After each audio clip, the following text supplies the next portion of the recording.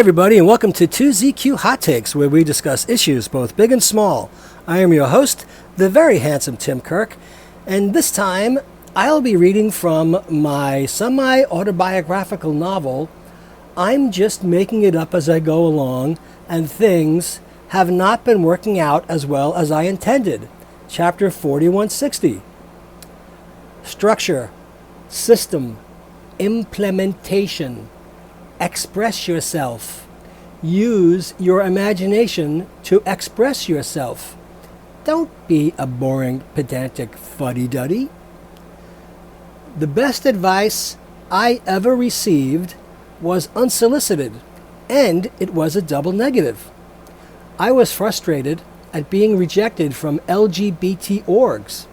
I wanted to volunteer with them in the early 90s, and everyone was either overeducated and elitist with a snobby, dismissive disposition, or they were highly suspicious of the motives of anyone who wanted to help. I expressed my frustration to a slightly older gay man I worked with, who was somewhat more adroit in dealing with everything from NGOs, long before they were referred to as NGOs, to government agencies and bureaus, and he came from a rural background, so his journey was bleaker, shall we say, than mine. He just turned to me and said, "Tim, don't believe in anyone who doesn't believe in you." It turned a light on in my mind, and I have kept that in my mind every day since then, and that was a little over 30 years ago. So, the thing about PTSD is that an awful lot of us do not realize that we have been subjected to and are still in the throes of PTSD. We have been told all our lives to tough it out, man up, grow a pair, or something, and we do. We actually do take it harder than any of the people who insist that we do. They don't have to do it. We do. And we carry on. They cry like babies over the slightest perceived indignancies. Catholics are horribly cruel to victims of abuse and torment. They just are. Organized religions sanction inner turmoil. It's truly sick. When you realize you have been a victim, in my case anyway, my mind suddenly gains a bit of clarity, and some of the underlying angst is dissipated, at least for the time being. It explains the basis for motivation and apprehension at the same time. I know so many people who have endured what I would think is PTSD, and I remember a woman I worked for who described her ongoing inner turmoil that she had to face every day due to the anxiety that stemmed from an abusive alcoholic parent, among other things. And I got so used to hearing about what other people had to endure, it became a bit tiresome to me, or it just inured me to the point where I just assumed everyone I met would have a tale to tell, and that was part of growing up. And more, but it doesn't just stop when you are an adult or a kid.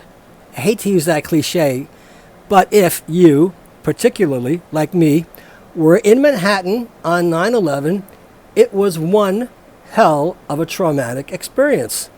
I saw both towers come down from the 20th floor of 500 Fifth Avenue, and I hooked up the fiber feed to London from the fiber optic television network I was working for at the time. And it wasn't just that day. We were all shell-shocked. It just kept getting worse. And people are still dealing with it every second of their lives. It happens every day to adults as well, and quite a few of them, and the effects of PTSD lead them to traumatize other people. The abused becomes the abuser and all that.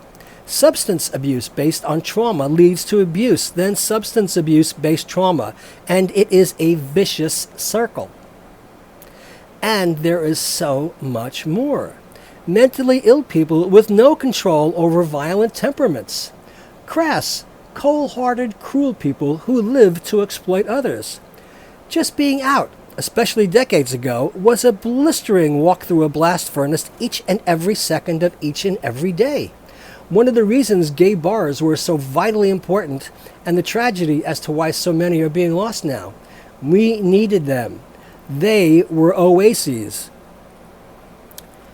I have finally come to the realization that other people's ideas about life and how to proceed with anything and the incessant need for conformity and approval fuck us up so badly that we don't trust our own inner lights or instincts, if that is what you want to call them. You could oftentimes wind up taking self-destructive risks because part of you is numb and you don't realize what you are leading yourself into. According to the definition, some people do not have PTSD, although they have issues and many of them can be mentally health related. Personally, I have zero expectations.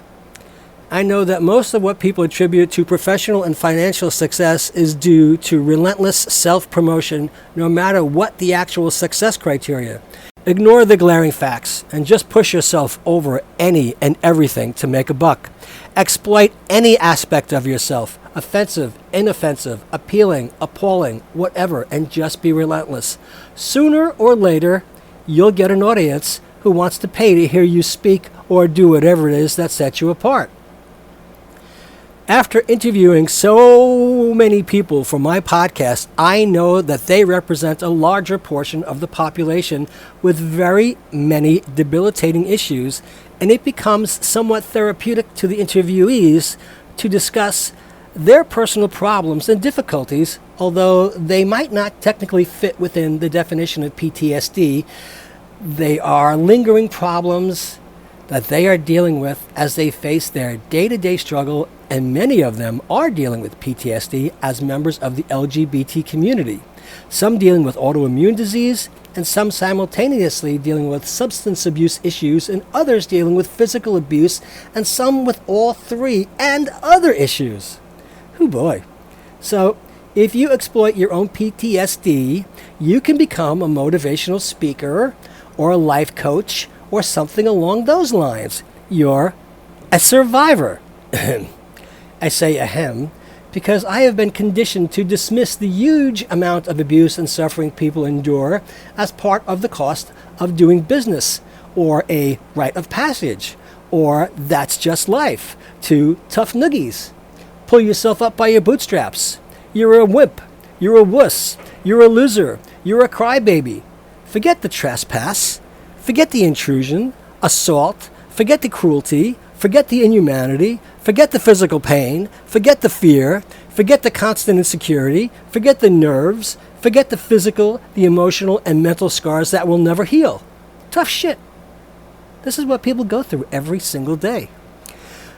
Part of the very evident unconsciousness of the damage lies in social media and selfies in particular, and the insecurities we present to the world in the form of what we might refer to as vanity. Selfies. Work out, show off bodies. Work out, show yourself dressed up. Work out, show yourself posing in front of far too much food, which is always weird to me. Work out, pose in Speedos. Work out, show off your face at some location, often in an aerial view looking down behind you. It's a full life. This can't be right. Are you no one unless you relentlessly tell everyone where you have been and that you do these things? You lead with your chin? From the National Institute of Mental Health, last updated May 2023. Post-traumatic stress disorder.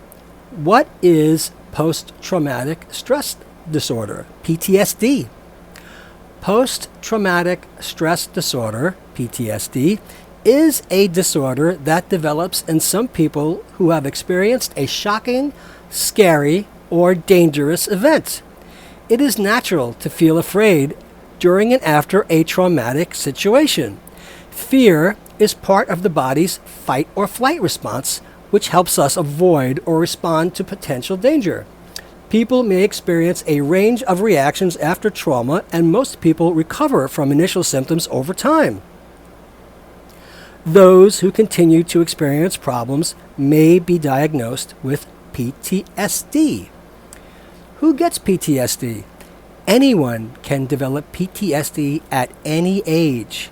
This includes combat veterans and people who have experienced or witnessed a physical or sexual assault, abuse, an accident, a disaster, or other serious events. People who have PTSD may feel stressed or frightened even when they are not in danger. Not everyone with PTSD has been through a dangerous event. Sometimes learning that a friend or family member experienced trauma can cause PTSD. According to the National Center for PTSD, a program of the U.S. Department of Veterans Affairs, about 6 out of every 100 people will develop PTSD at some point in their lives. Women are more likely to develop PTSD than men. Certain aspects of the traumatic event and some biological factors, such as genes, may make some people more likely to develop PTSD. What are the signs and symptoms of PTSD? Symptoms of PTSD usually begin within 3 months of the traumatic event, but they sometimes emerge later. To meet the criteria for PTSD, a person must have symptoms for longer than 1 month, and the symptoms must be severe enough to interfere with aspects of daily life, such as relationships or work. The symptoms also must be unrelated to medication, substance abuse, or other illness. The course of the disorder varies. Some people recover within 6 months, while others have symptoms that last 1 year or longer. People with PTSD often have co-occurring conditions such as depression, substance abuse, or 1 or more anxiety disorders. After a dangerous event, it is natural to have some symptoms. For example, some people may feel detached from the experience as though they are observing things rather than experiencing them.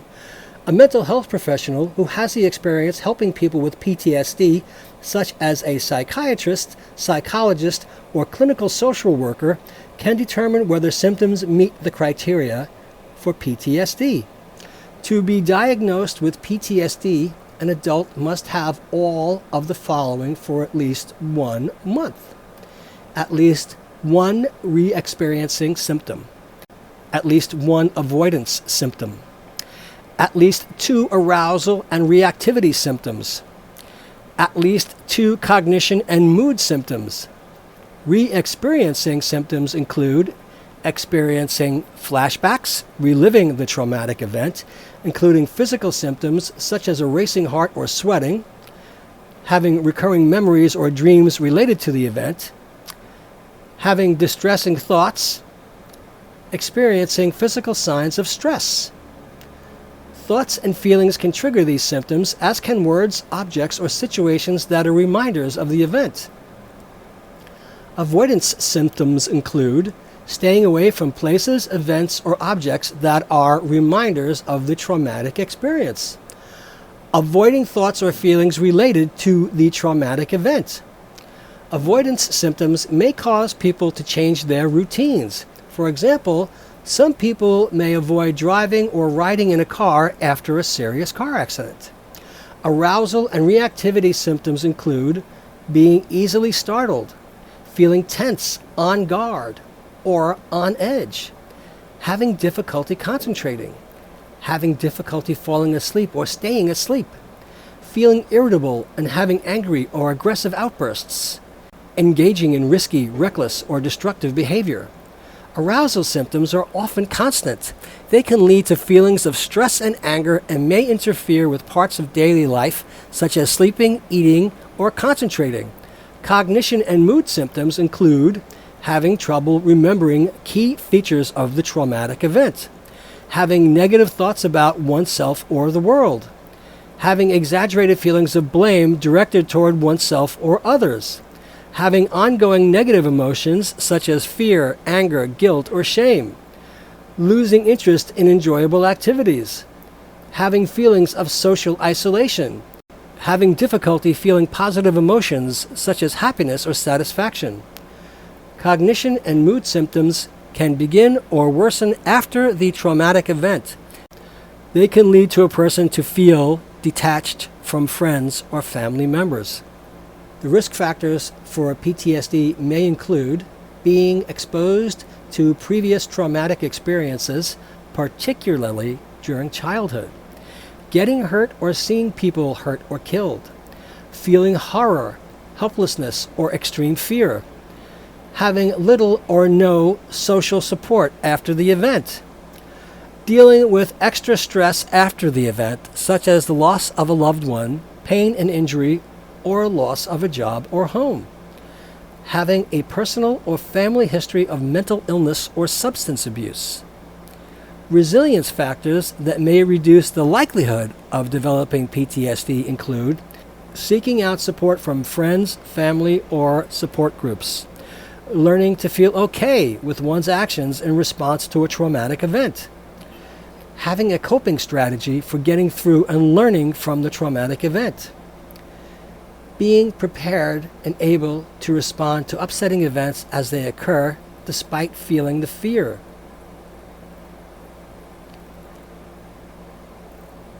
Now, the three ways it is most frequently treated are psychotherapy, exposure therapy, and cognitive reconstruction, as well as some medications. Some people with PTSD, such as those in abusive relationships, may be living through ongoing trauma. In these cases, treatment is usually most effective when it addresses both the traumatic situation and the symptoms of PTSD. People who experience traumatic events or who have PTSD may also experience panic disorder, depression, substance abuse, or suicidal thoughts. Treatment for these conditions can help with recovery after trauma. Research shows that support from family and friends can also be an important part of recovery. Now, why would I bring this up? Why on earth would I have something to say about this? Well, I would say that I have a buttload of the symptoms, and they go all the way back to pre-adolescence. It is actually quite difficult for me to discuss. It is physically difficult for me to express myself, not just remember, which is a very difficult thing, but I physically seize up and become somewhat paralyzed. And my memory causes nightmarish flashbacks in the most inopportune moments. So that's fun. I don't really think I'm a late bloomer. What you see is what you get. And that's all I have to give. But who knows? Maybe a spark will ignite somewhere before I die and things will get better. I do possess a laundry list of PTSD causes, if you want to be polite about it. It's 52 years later, and I stammer and seize up a little talking about it. A twofold experience, which was a dystopian horror movie-like thing in a hospital. So what happened? Well, when I was a kid, I was subjected to ECT, electroconvulsive therapy. Doesn't that sound just great? An attention getter for some, anyway. I feel like Uncle Fester in the Addams Family, although I can't illuminate light bulbs by placing them in my mouth or any other orifice. Electro and convulsive, and it was supposed to be beneficial, giving someone an electrically induced convulsion to your brain without any consent. And as I recalled this, which was shocking and terrifying to me, and it was very recent, my doctor told me that he witnessed it firsthand when I finally summed up the courage to bring it up in a checkup discussion.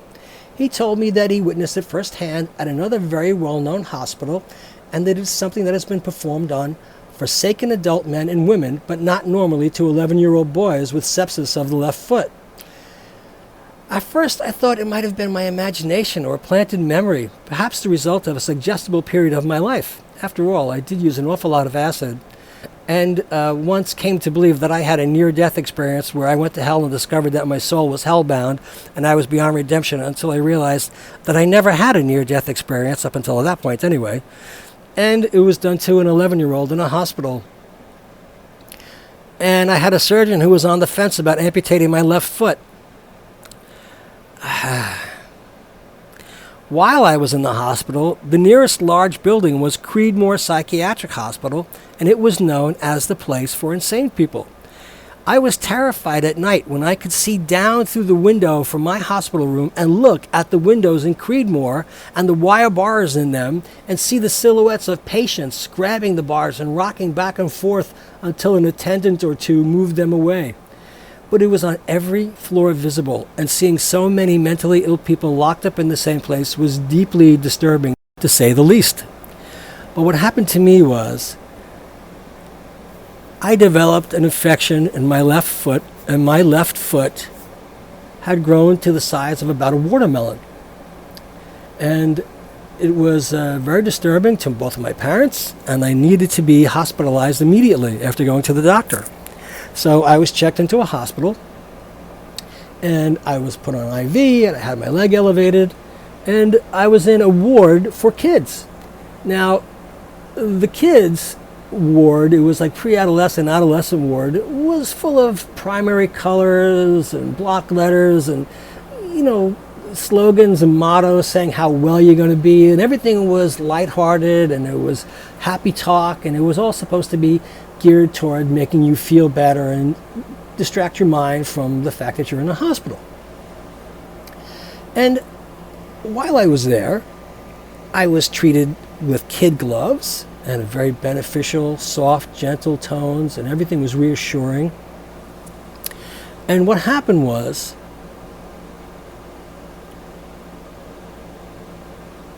last year, while I was working at some place I didn't want to work at, and I needed to do something for my own security, I had gotten hold of a stun gun to defend myself.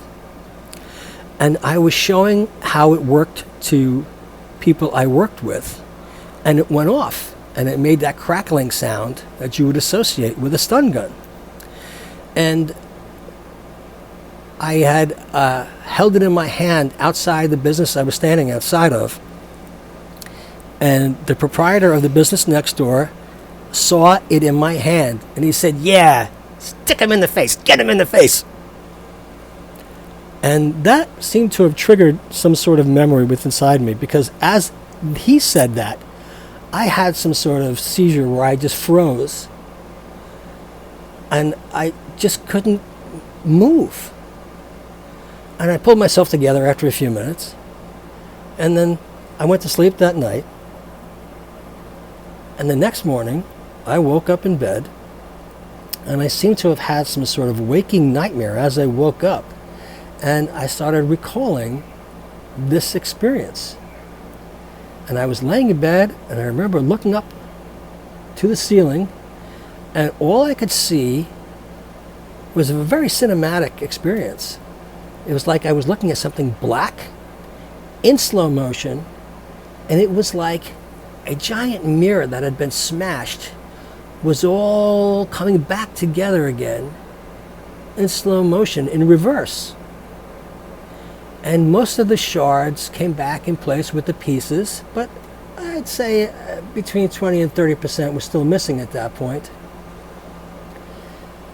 And I told my husband while I was laying in bed what I was recalling.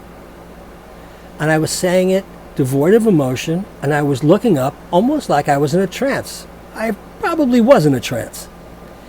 And he looked at me with this look on his face I had never seen before.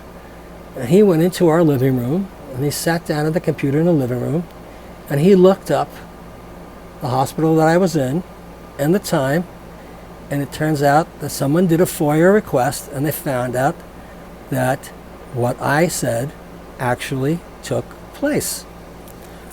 They performed electroconvulsive therapy on people.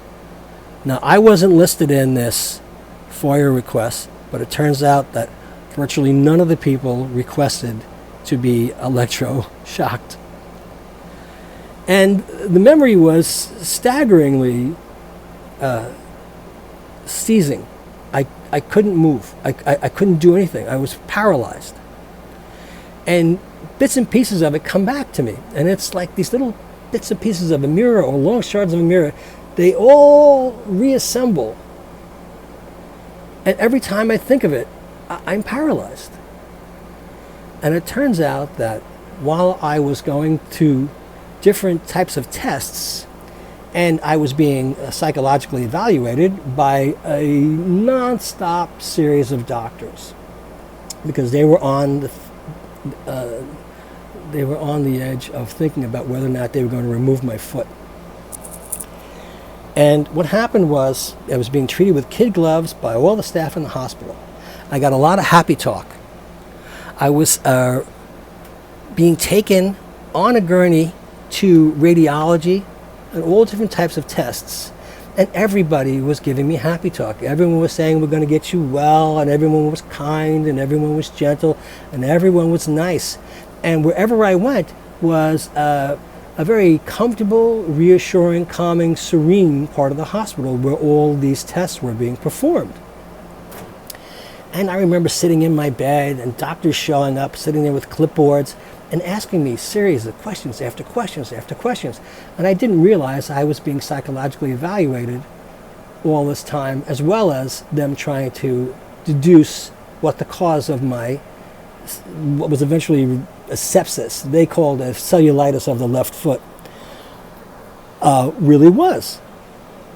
And while I was in there, somebody had come to the conclusion that they were going to perform electroconvulsive therapy on me.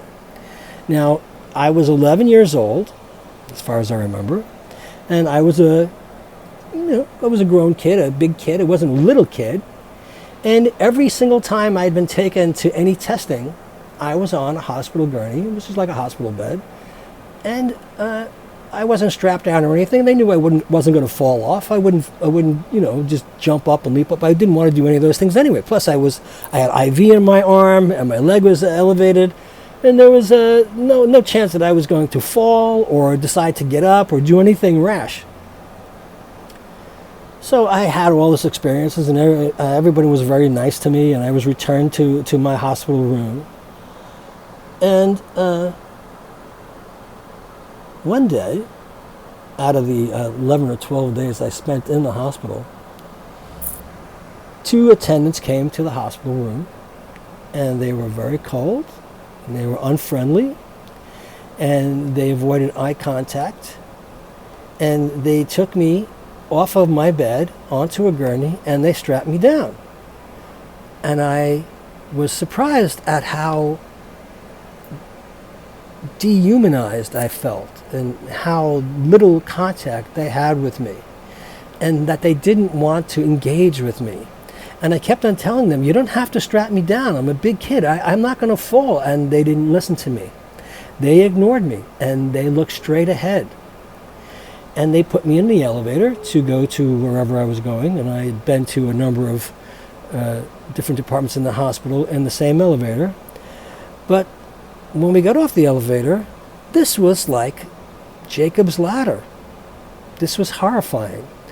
I can clearly remember being in a hallway that had the blinking overhead fluorescent lights, and it was all dim lighting, and everything was very functionary, and everything was really, really industrial, and it didn't look pretty or anything like this.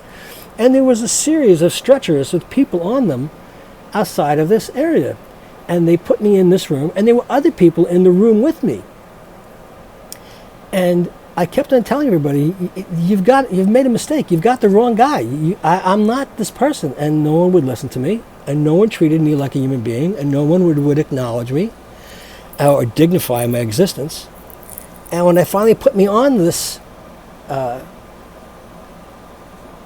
or a platform or whatever it was, or they moved me into place, I remember laying there telling them, I really, you've got the wrong guy. And all I remember was one of them slapping my mouth and shoving this clear rubber mouth guard into my mouth and shutting me up, and then putting a wetted, looked like earbuds or headphones onto my head and turning up the electroshock.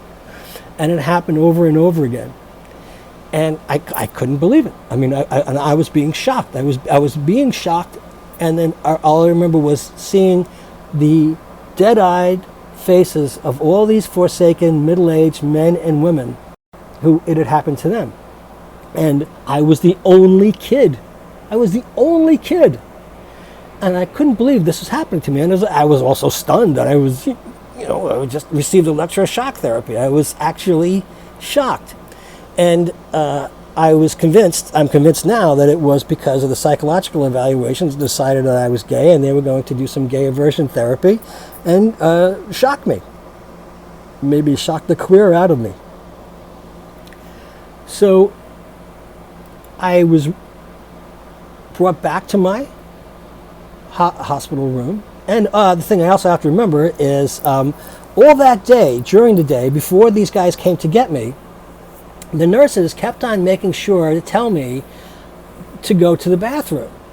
And I'm pretty sure that they did that because they didn't want me to soil myself while I was being electroshocked.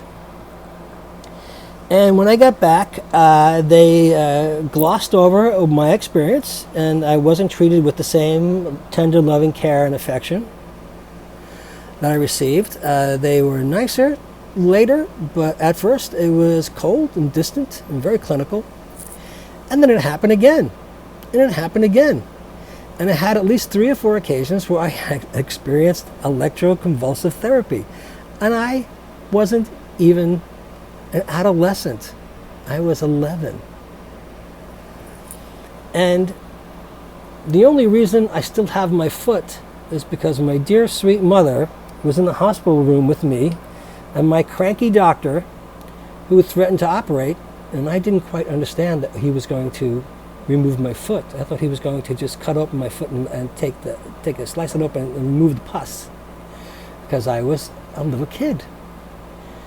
My mother implored me to try to take a step, and if I could walk around the room on my foot, they weren't going to operate. And my father was trying to be as solid and supportive as possible, but he wasn't trying to be show emotion. So I couldn't look to him for that knowledge or that internal care that my mom had.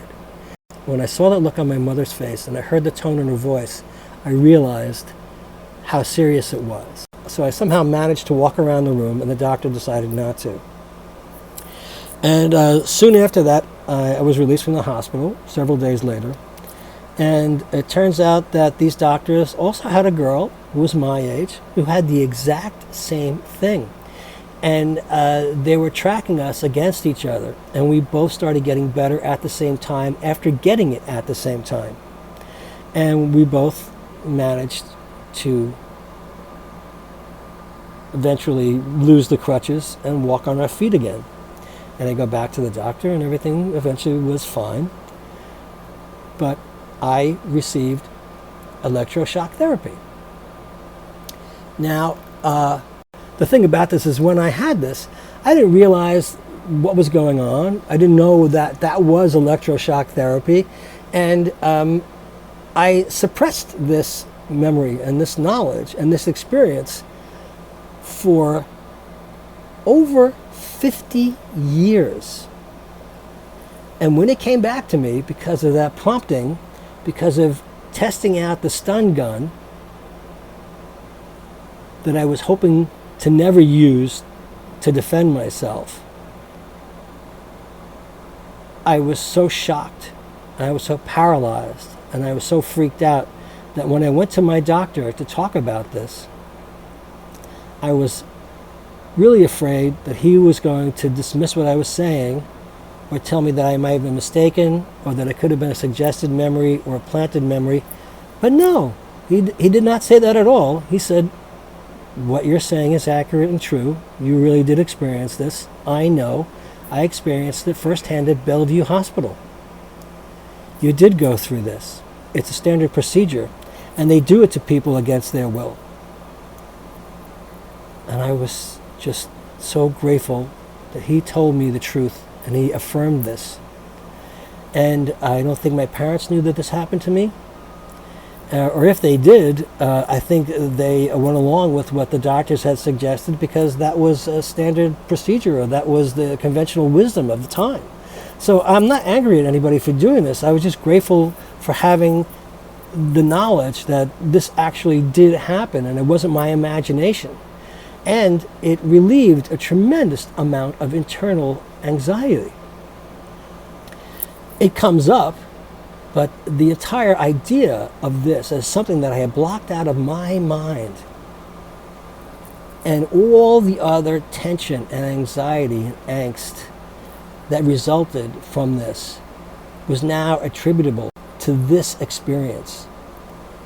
It makes me feel a whole lot better. It made me feel a whole lot better, and it has unfrozen some of me. And I want to share this with other people in case anyone has this. But know that PTSD is real. It can happen to you, and the lingering effects can last a very, very, very long time. In my case, over 5 decades. And that's just part 1. I have part 2, and I have part 3, maybe part 4. I've been mugged 11 times. We've been robbed twice. I was robbed separately in another place. I've been flooded out. I've had my car stolen. I've been violently gay bashed twice.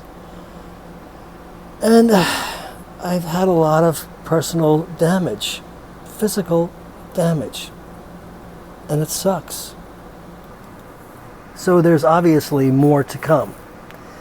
And I've got a lot to go through, but I'm going to leave you with this for now. So, that's me. I'm a mess. Enough is enough. Thanks for listening. See you next time. And as the kiddies say, peace out.